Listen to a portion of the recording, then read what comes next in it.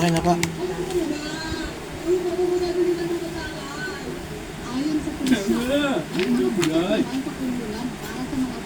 Ito. 120. Mamakaligaw ko din sa ulo mali ang ginawa mo.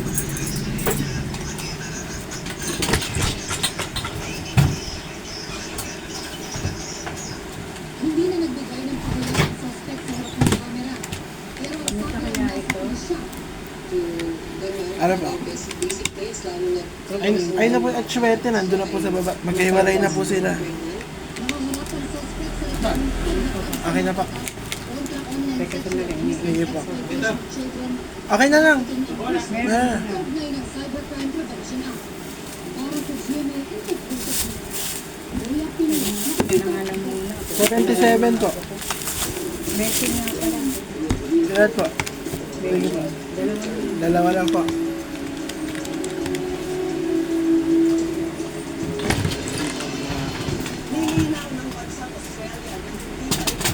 Ay, may patis kang Merlis. Ayan pala, meron na. Meron po. Isa. Ilan po? Isa Isa na, po. Merlis. Okay na pa.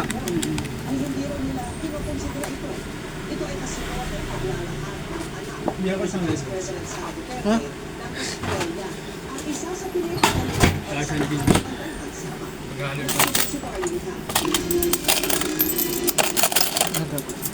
Si Vice President Sara Duterte sa Australia sinibig na nilang lugar na maaaring bumugbog sa mga sinabi ng Pangulong Rodrigo Duterte sakaling pagbigay ng International Criminal Court ang hiling nitong interim Okay na pa. Ito po.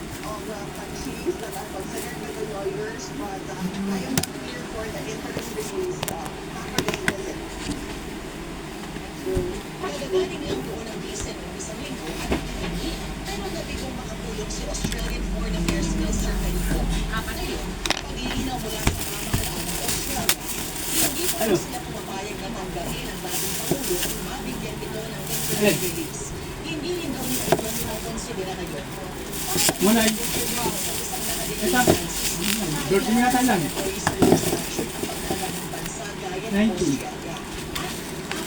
Masarap kasi. Ayun yung wow pasta. Sa ilalim ng Administrasyon Duterte. Yan ang mga insidenteng bahagi ngayon ng kasong kinakaharap niya sa ICC. Noong 2018, inaresto at saka pinalaya sa bansa ng Australia si Sister Patricia Fox dahil sa pagkakasang pagpumalo sa isang protesta. Paliwanag ni Fox, hindi na aling humingi press conference ang kanya. 3 minutes na kasi may pasta ka na. 2016 naman ang mag-viral ang sinabi ng alkalde noong si Duterte tungkol sa isang Australianang ginahanap sa tapos Ako man, Ano yun? Bayabal yan. paano mo iluto yung pansit canton? Lalo ang spaghetti. Ayun na, sa baba. Ha? Bili ka? Masarap. Oo. Natikman ko na yan. Nakatatlong na ako niyan eh. Testing muna tayo ito. Testing muna tayo. Nakatatlo na nga ako niyan eh. May tibigmen pa eh. Nakatatlo na nga ako niyan. ito sa interim release ni Duterte para sa GMA Integrated Sarap. Inom muna tayong coffee.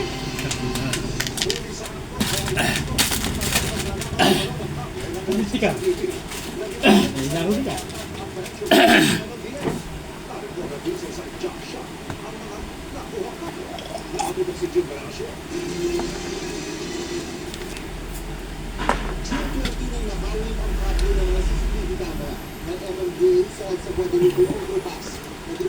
Merienda muna tayo guys. Na, gato si Ross Jam eh. Ha? Putulin ba yung process? Butin mo, putulin mo. Butin mo. Tissue. Ano? Hindi mo wala siyang tissue.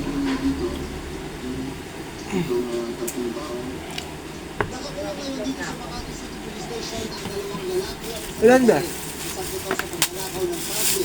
Ilan? 10.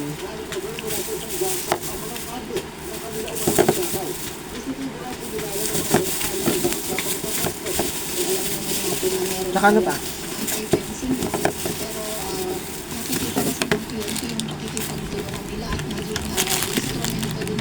74.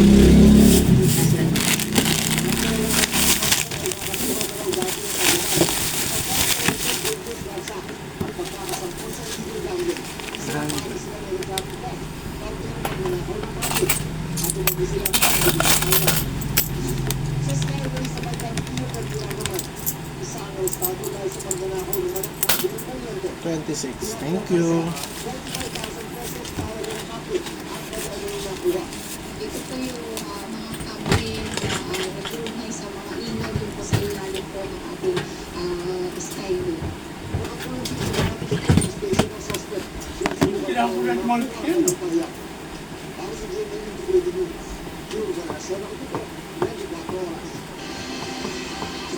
Apektado ang kabuhayan galing sa Taal Lake nang nabanasyon na doon itinapon ang mga nawawalan sa Bawino. Puro itlog ata ngayon na. Kasi ang benta ng ilang isang inaango roon. Kabilang ang tawinis na sa Lake Taal na Tsaka noodles. natatagpuan.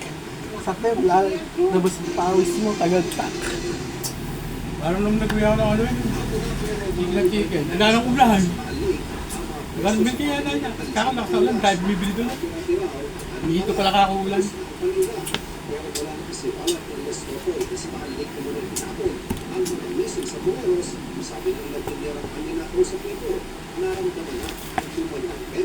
Break time tayo guys.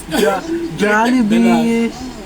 Jollibee. Yung mga nagsasabong daw yung tinabi sa Taal na keso ba yun? Eh, syempre, matatakot yung ibang tao. Akala naman na nila, nakakakain naman yung isa dito na tao.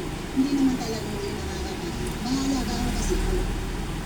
Kaya, safe na safe po talaga. Ganito rin halos ang kwento ng aling Catherine. Kahapon na, wala pang buwan na manos ang ngipin ng kawinis. Ang mga suki, pinaputong din sa Indomie. Inaano ko lang po namin tapos ayaw nila bumili. Dahil apektado po sa yung magsasabong ng pinapon.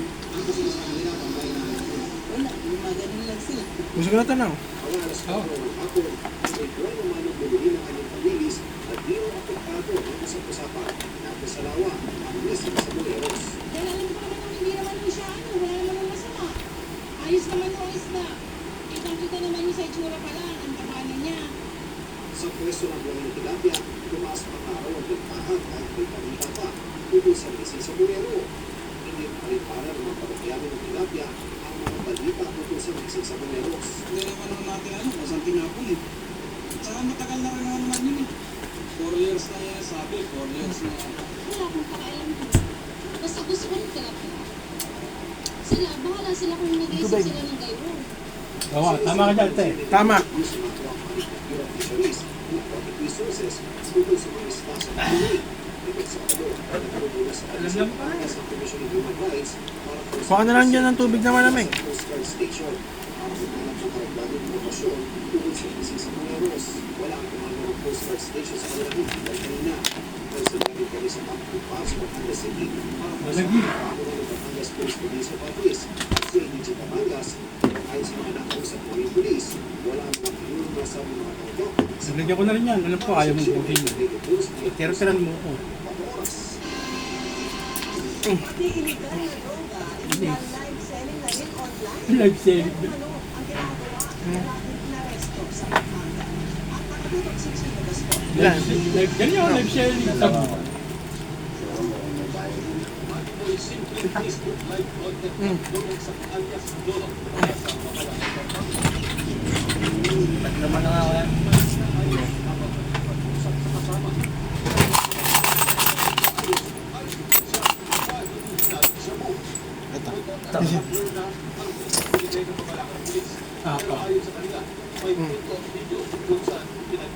Gusto hindi ka na ba? Hindi. Okay.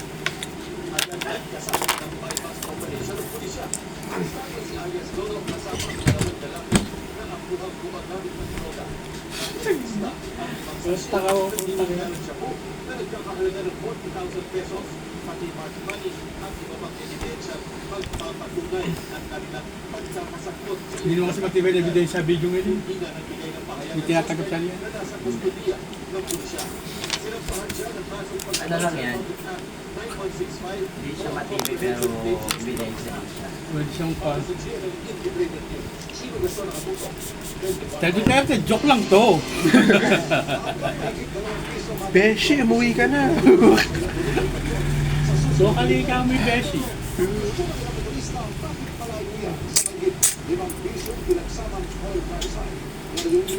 Pawigay ka na pawigay kay tatay dito eh. May kakong inaayos ka dyan dyan. Ikaw ka dito kasi dito ka may beshi. Pumunta ang takot sa epekto sa Nakatahimik siya. English. Malamang to itlog Lunes na uli. Sabi pa.